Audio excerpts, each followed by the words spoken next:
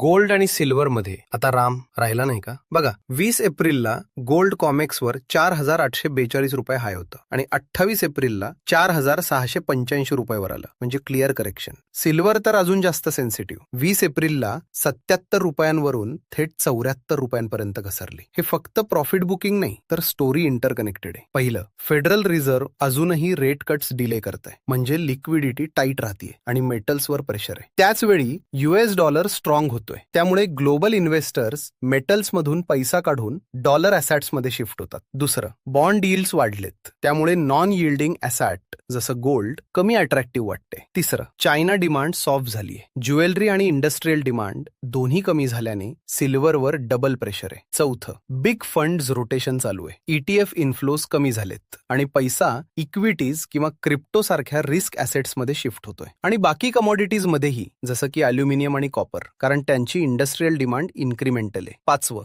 Jio political premium unwind होतंय आणि जेव्हा टेन्शन कमी वाटतं तेव्हा सेफ हॅव्हन डिमांड पटकन कमी होतं आणि प्राइस करेक्शन दिसतं. म्हणून गोल्ड आणि सिल्वर मध्ये शॉर्ट टर्म राम राहिला नाही असं वाटतंय, पण लॉंग टर्म स्टोरी स्ट्रॉंग वाटते. तुम्हाला काय वाटतं? सोनं आणि चांदी अजून किती पडेल? तुमचं मत नक्की कमेंट्स मध्ये सांगा. आणि मी पर्सनल फायनान्स मध्ये इन्फ्लेशन कसं मॅनेज करायचं यावर 5 मिनिटाचा व्हिडिओ केलाय, तो नक्की बघा.